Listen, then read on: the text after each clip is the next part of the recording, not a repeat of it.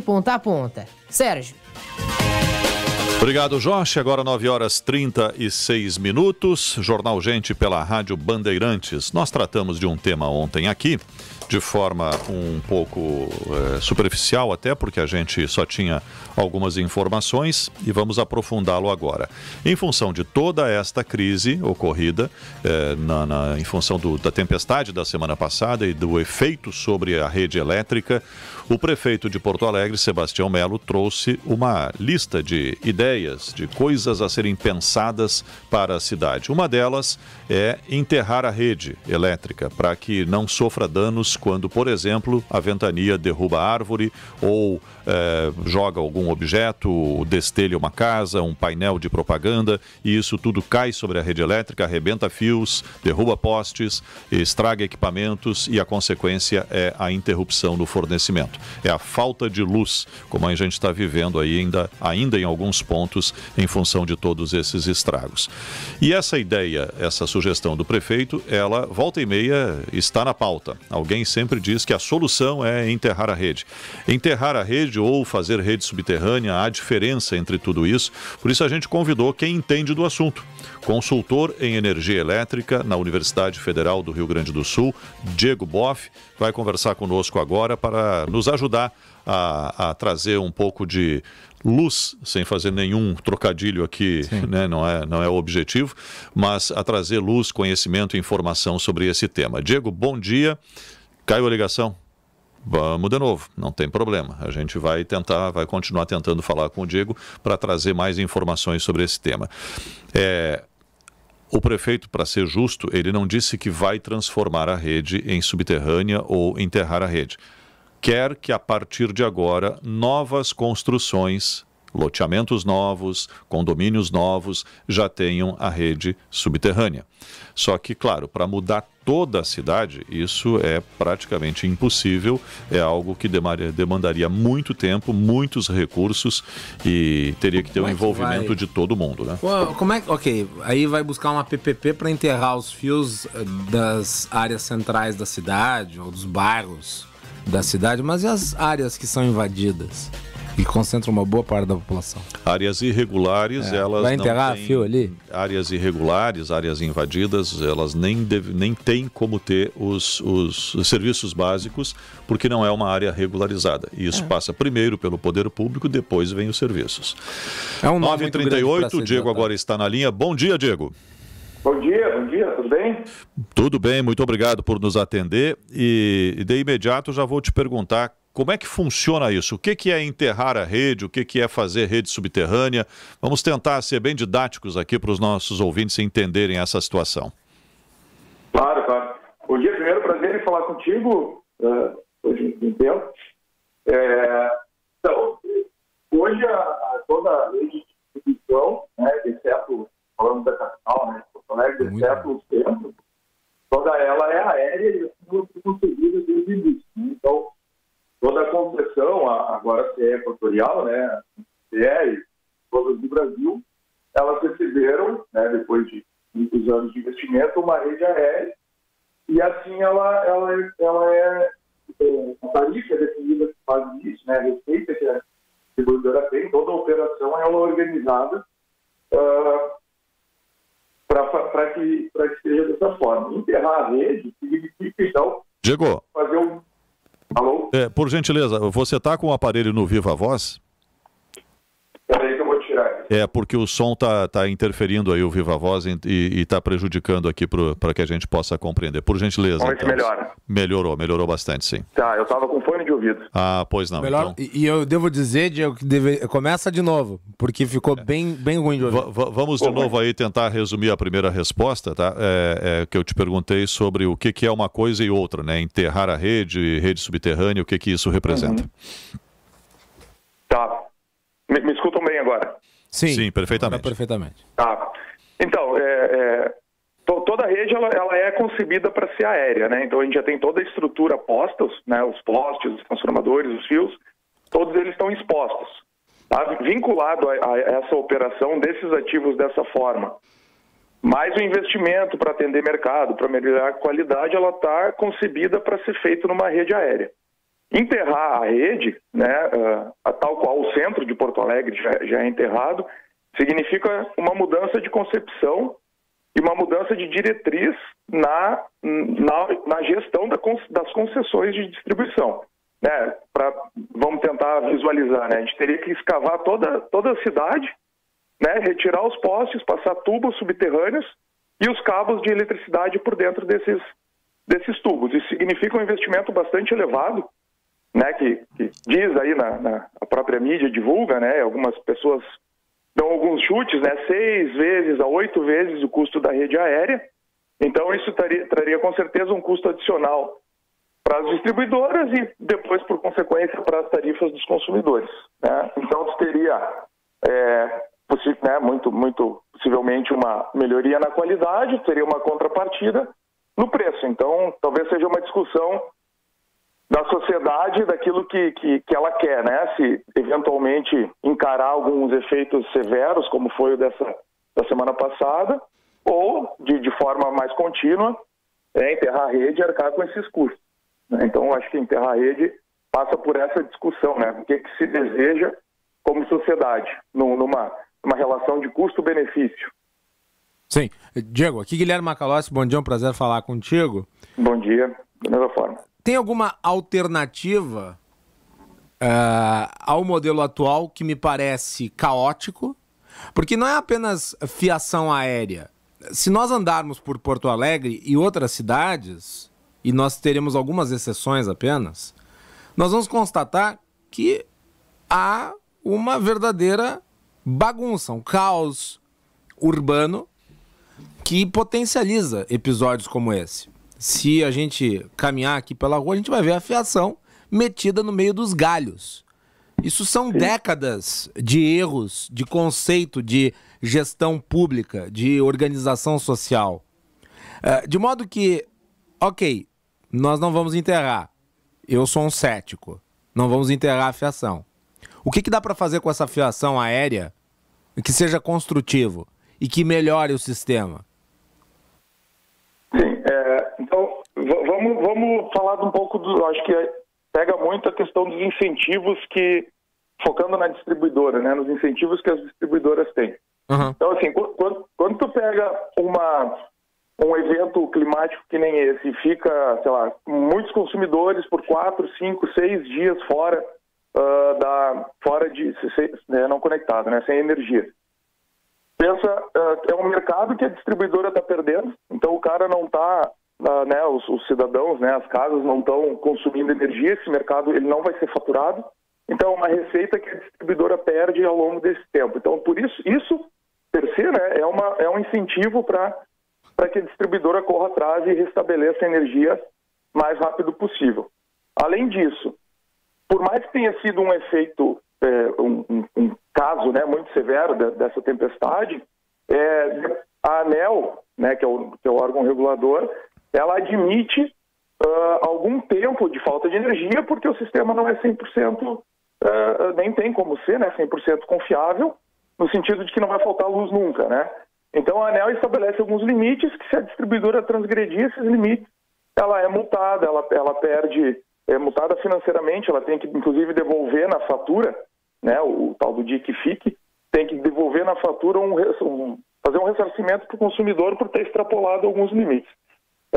Além disso, nos próprios processos de reajuste, né, que ocorrem ordinariamente a cada ano, existe um fatorzinho lá no meio, que se chama, é um fator de qualidade, o fator Q, que se a empresa for muito mal, né, na questão de atendimento e qualidade de energia, ela toma uma penalidade no repasse para a tarifa. Então, assim, do ponto de vista de receita, de tarifa, a distribuidora ela tem todo o interesse em restabelecer essa energia o mais rápido possível. Então, eu acredito, né, não sou conhecedor profundo da CE em si, né, mas ela tem um incentivo de que se restabeleça energia. Sobre o ponto de vista que tu perguntaste, né, mais diretamente, estabelecido que seja aéreo, o que pode ser feito? Então, assim, a tecnologia dos equipamentos e da configuração de rede ao longo do tempo, ela tem evoluído, né? Troca de poste de madeira por poste de concreto, por exemplo, redes compactas, né? Ao invés de tu ter aqueles 3 fios paralelos, tu bota é tipo uma cruzetinha pequena, assim, ao longo dos fios, que deixa a rede mais compacta, né, mais pertinho. Então, tu tem tecnologias e investimento em configurações de sistema que podem e vem melhorando ao longo do tempo. Né? Se a gente pegar os indicadores de interrupção que o próprio regulador acompanha, eles diminuem, né? Via de regra, eles diminuem ao longo do tempo. A própria CE tem apresentado uma melhoria ao longo dos últimos anos aí nessa questão da interrupção. Então, seria uma visão tecnológica, né? E o caos... O senhor considera que as principais concessionárias do Estado estão fazendo um bom trabalho nessa área, no caso de modernização da rede, em relação a como era durante o período em que foi estatal? Porque a gente viu ao longo dessa última semana um certo saudosismo estatal, de que as pessoas viviam muito melhor com fornecimento de serviço de energia na época em que o fornecimento era público. Eu queria a sua avaliação sobre isso. Assim, eu não sei dizer se está melhor ou se está pior, né? O que eu fiz até como tema de casa para essa conversa foi olhar esses indicadores de continuidade que eu mencionei antes e nos últimos 3 anos eles apresentaram queda. Isso quer dizer o quê? Que a empresa é melhor ou pior? Não. Só quer dizer que ficou menos tempo sem energia do que em períodos anteriores, tá? Mas isso são só 3 anos, né? Eu trabalho muito com estatística, então só 3 anos talvez não seja representativo. Sim, mas é o tempo que se tem. O saudosismo em relação ao estatal é aquela história, né? O jogador que não está jogando normalmente resolveria o problema em campo. Então não é uma afirmação que a gente não tem como verificar justamente porque não sabemos como seria se não tivesse entrado o grupo equatorial, né? Isso não tem como saber, né? Diego, um ponto aqui ainda sobre redes enterradas. Essas sugestões vêm, esse tema aparece quando há um problema mais grave, como agora, de interrupção, e aparece como a solução para nunca mais faltar luz. Isso procede? Assim, a gente tem... Nunca mais faltar luz seria exagero. Com certeza tu melhoraria porque tu deixaria de expor a rede ao tempo, que é o grande causador das faltas de energia, né? Vento, principalmente, descargas elétricas, quedas de árvore, então que foi talvez o grande problema desse último temporal, né? Então tu deixaria a rede protegida disso, isso com certeza. Então tu tem um dito aí no setor que tu faria uma troca, né? Aumentaria o investimento e reduziria a questão da manutenção e da falta de energia. Mas assim, de novo, né, lá no início da conversa, toda distribuição, ela recebeu uma concessão concebida para ser aérea. Né? Então, tu tem as tarifas, né, para traduzir os preços que a gente paga, a nossa fatura de energia, ela representa uma rede aérea. Tu teria que ter uma discussão em torno disso. Mas, com certeza, tu melhoraria a qualidade só pensando que as redes não ficariam expostas ao tempo. Sim, protegidas do vento, pelo menos, né? Outro ponto, é viável enterrar ou transformar em subterrânea apenas a rede elétrica ou o ideal seria fazer tudo, né? Telefonia, internet, gás, água, esgoto. Água e esgoto já são hoje, mas colocar tudo num único ambiente, numa única galeria, seria a melhor solução? Ou é viável enterrar a rede elétrica e está tudo resolvido? Focando no setor elétrico, né?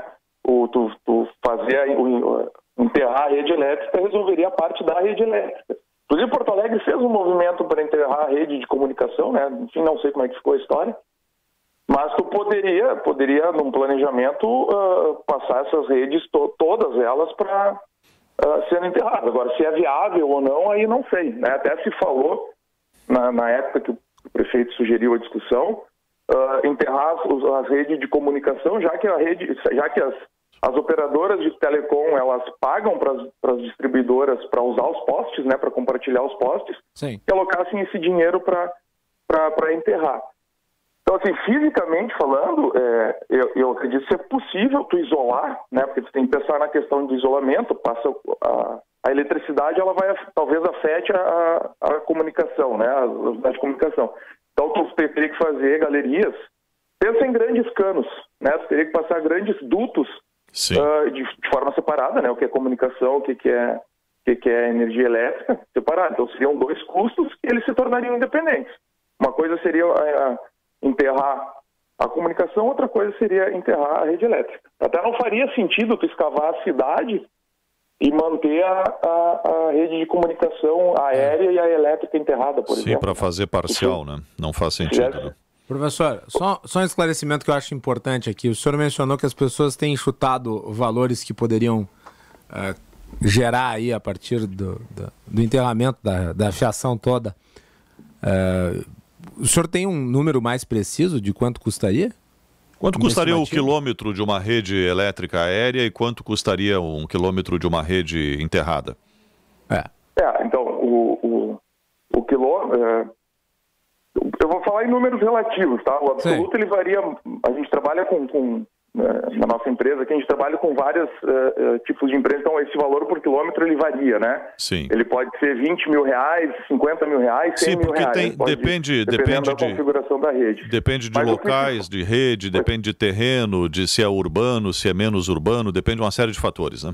Exatamente. Se é uma carga, se é densamente povoado, né? Se eu tenho uma Porto Alegre, se tem Viamão, se eu vou para o interior, onde tu tem cargas muito espalhadas, né? Então esse custo ele muda.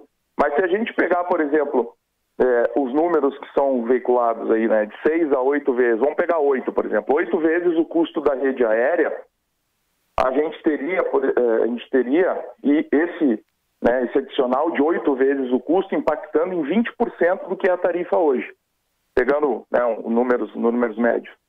Então, tu teria um aumento de 8 vezes em 20% do que é a tarifa. Então, essa relação seria o custo, né, ao ano, né? Isso é uma coisa que vem, tu coloca numa tarifa, né, num custo da distribuidora, e isso se perpetua, né? Porque, enfim, o investimento de longo prazo tem que ser remunerado, entraremos em outra conversa. Então é isso, 20% hoje do que a gente paga na fatura vai para a CE ou para qualquer distribuidora em média. Sobre esses 20% teria um incremento de 8 vezes a ser faturado, enfim, em função do custo adicional de se enterrar as redes. Sim, considerando que o reajuste da tarifa é anual, né, todos os anos tem um reajuste, todo ano, até concluir essas obras, teria um adicional no reajuste para compensar esse investimento.